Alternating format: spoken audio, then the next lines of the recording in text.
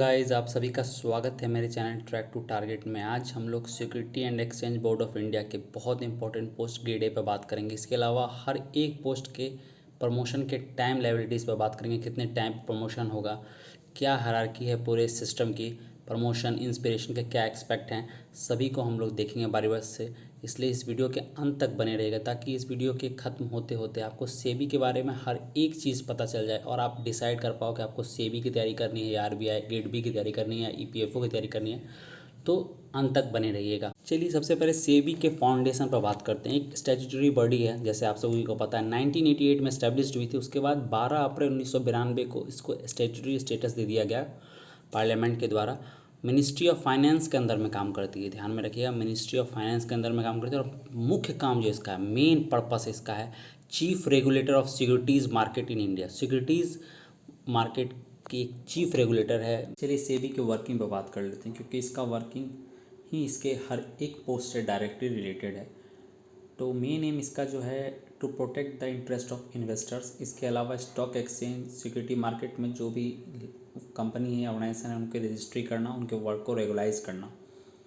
Stock broker, sub broker, इसके अलावा portfolio manager, investment adviser, इनके भी काम को रेगुलाइज करना। डिपॉजिटरीज पार्टिसिपेंट के वर्क को भी रजिस्टर और रेगुलाइज करना। म्यूचुअल फंड, कैपिटल फंड, इसके अलावा जो कलेक्टिव इन्वेस्टमेंट स्कीम है, इनका एक तरह से कस्टडी करना, इनको बार बार चेक करना, ऑडिट करना, इंस्पेक्शन के थ्रू रेगुलाइज करना। और जो भी अनफेयर प्रैक्टिसेस हैं सिक्योरिटी मार्केट में, उसको रोकना। और जो सब्सटेंशियल एक्विजिशन ऑफ शेयर है, उनको भी देखना कि प्रॉपर एक्विजिशन या मर्जर हो रहा है या नहीं। स्टॉक एक्सचेंज, म्यूचुअल फंड पर भी कड़ी निगरानी रखना और इनके ऑडिट्स को चेक करते रहना टाइमली। ग्रेड ए के जॉब प्रोफाइल पर बात करते हैं हम लोग। ग्रेड ए से लेके एग्जीक्यूटिव डायरेक्टर तक का जो पोस्ट है सेबी में, अल्टीमेट एम उनका वही है कि इन्वेस्टर्स के इंटरेस्ट को प्रोटेक्ट करना और जो भी सिक्योरिटी मार्केट में वायलेशन हो रहे हैं उनको चेक करना और प्रोहिबिट करना। सिक्योरिटी से आप क्या समझते हो? सिक्योरिटी एक ऐसा फाइनेंशियल इंस्ट्रूमेंट है जिससे फंड रेज किया जा सकता है। एक जैसे आप बैंक में एक सिक्योरिटी देते हो सो दैट आपको वहाँ से लोन मिलता है, तो एक तरह से एक इंस्ट्रूमेंट है जहाँ से आप फंड रेज किया जा सकता है। जब ये जो फंड रेज है ये एक मार्केट के थ्रू रेगुलाइज्ड होगा तो ये सिक्योरिटी मार्केट कहलाएगा। तो जो प्राइमरी फंक्शन है सिक्योरिटी मार्केट का is to enable to flow of capital from those that have it to those who need it. So security market help करता है एक तरह से रिसोर्सेज के मूवमेंट को, कैपिटल के मूवमेंट को। एक कैपिटल जो आइडियली पड़ा हुआ है और जो कैपिटल चाहते हैं, जो जिनको नीड है, के पास एक प्रॉपर चैनल के थ्रू पहुंचेगा, तो वो एक तरह से सिक्योरिटी मार्केट है। इसके अलावा जो आपका काम रहेगा स्टॉक एक्सचेंज, म्यूचुअल एक्सचेंज के फंड को इंस्पेक्ट करना, ऑडिट करना, एक ट्रांसपेरेंसी का माहौल तैयार करना सो दैट ये कस्टमर का बिलीफ कैपिटल मार्केट में या सिक्योरिटी मार्केट में बढ़े और वो इन्वेस्ट करे बिना किसी हिचक के। और जो भी एक्विजिशन या मर्जर हो रहा है उसको क्लोजली मॉनिटर करना सो दैट कि पता चले कि ये एक्विजिशन या जो भी मर्जर हो रहा है ये किसी खास को फ़ायदा पहुंचाने के लिए है या एक जनरल एक्विजिशन। सेबी में जो पोस्ट है हर पोस्ट का पे स्केल मैंने यहाँ डिपिक्ट किया है।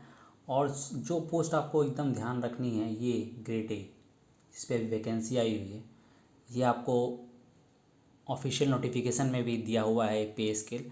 और इस पे स्केल के अनुसार आपकी सैलरी बहुत अच्छी खासी बनने वाली है। इस सेबी ग्रेड ए के सैलरी पर बात करते हैं। बहुत ही अच्छी सैलरी है, one of the best salary मैं कह सकता हूँ इस ग्रेड में। 1,07,000 पर मंथ अगर आप एकोमोडेशन अवेल नहीं करते हैं। अगर आप सेबी के क्वार्टर्स में रहते हैं तो आपको 73,000 पर मंथ, वो भी बहुत अच्छी सैलरी है। हर लिहाज से सैलरी के मामले में बेस्ट है।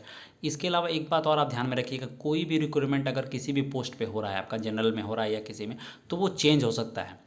यहाँ इसमें क्लियरली नोटिफिकेशन में लिखा हुआ है कि the recruited officers may posted to any department of SEBI irrespective of stream. आपका कोई भी स्ट्रीम रहे, आप जनरल से आ रहे हो या लीगल से आ रहे हो, डिपार्टमेंट अपने अनुसार आपका पोस्टिंग चेंज कर सकती है या आपको आपके स्ट्रीम से दूसरे स्ट्रीम में डाल सकती है। इसको ध्यान में रखिएगा। हम लोग प्रमोशन पर बात करते हैं। प्रमोशन हमेशा किसी भी जॉब के लिए बहुत इंपॉर्टेंट होता है। अगर आप जूनियर असिस्टेंट के पोस्ट पे चयनित होते हैं, वैसे बहुत दिनों से इसकी वैकेंसी नहीं आई है, तो आप एम बनने के लिए आपको 5 साल मिनिमम लगेंगे। ग्रेड ए जिसकी वैकेंसी अभी आई हुई है, डेट भी एक्सटेंड हुआ है, इसलिए जिन्होंने नहीं भरा है वो अप्लाई कर दीजिए। ग्रेड ए से ग्रेड बी 5 साल इंक्लूडिंग आपका प्रोबेशन पीरियड इसमें कैलकुलेट होगा। ग्रेड बी से ग्रेड सी या ग्रेड सी से ग्रेड डी, ग्रेड डी से ग्रेड ई, ग्रेड ई से ग्रेड एफ, सभी 5 साल का टाइम बॉन्ड प्रमोशन है। 5 से 6 साल हो सकते हैं, किसी किसी केस में 7 साल हो जाएंगे, लेकिन मोस्टली केसेस में 5 से 6 साल के बीच में ही आपका प्रमोशन हो जाएगा।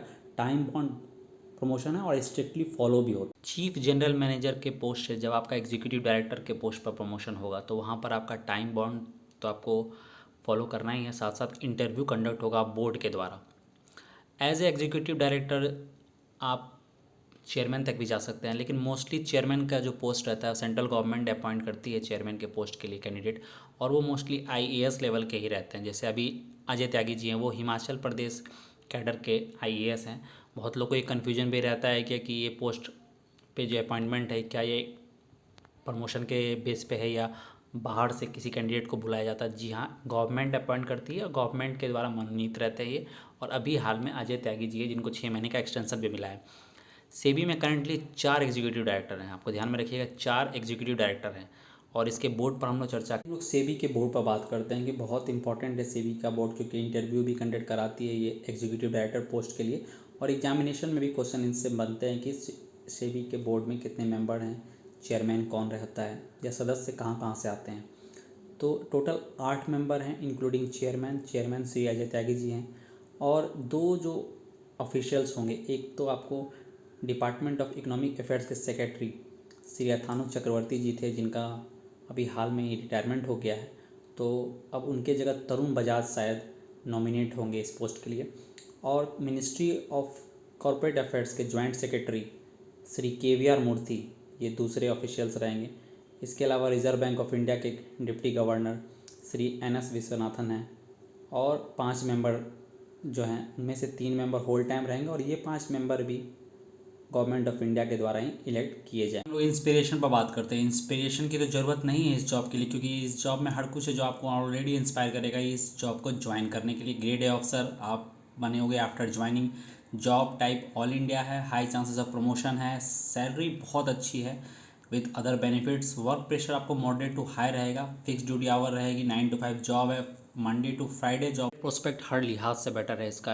और इसके अलावा आरबीआई, गेट भी या इन्फोर्समेंट ऑफिसर से किसी भी मामले में ये जॉब कम नहीं है। फिर भी आप मेरे वीडियोस को देखिए सो दैट कि आपको एक प्रॉपर जजमेंट मिलेगा और आप सही डिसीजन लोगे कि आपको किसकी तैयारी करनी है आगे, क्योंकि टाइम अभी है और सिलेबस सबकी थोड़ी थोड़ी डिफरेंट है, तो आपको एक फोकस स्ट्रेटेजी के साथ ही तैयारी करनी। ड्यूरिंग लॉकडाउन सेबी के ऑफिसेज भी लगातार काम कर रहे हैं, वो ऑपरेशनल हैं सो दैट कि मनी फ्लो बरकरार रहे और इकोनॉमी लगातार उसी तरह चलने का प्रयास करे जिस तरह लॉकडाउन से पूर्व चल रही थी। वैसे हालात तो वैसे नहीं है, लेकिन अपने तरफ से भी हर संभव प्रयास कर रही है सो दैट कि हर चीज़ रेगुलेट रहे और इकोनॉमी उसी के अनुसार चले। एक फैक्ट चेक आप हमेशा ध्यान में रखिएगा कि जब भी कोई एक्विजिशन या मर्जर होता है, जैसे वोडाफोन आइडिया का मर्जर हुआ, तो उस केस में सेबी के साथ साथ CCI competition commission of India का भी रोल इम्पॉर्टेंट हो जाता है, क्योंकि पैसों के साथ साथ शेयर्स की भी लेन देन होती है, मैनेजमेंट चेंज होता है, तो ये सीसीआई भी देखती है कि ये कंपटीशन के लिए पब्लिक लिहाज से ये मर्जर सही है, वैलिड है कि नहीं। साथ साथ सेबी भी ये चीज़ चेक करती है कि शेयर्स के जो ट्रांसफ़र हुए हैं वो प्रॉपर हैं या इस मर्जर को से लोगों का फ़ायदा है, या ये मर्जर स्पेसिफिक तो नहीं है या किसी को फ़ायदा पहुंचाने की तो नहीं।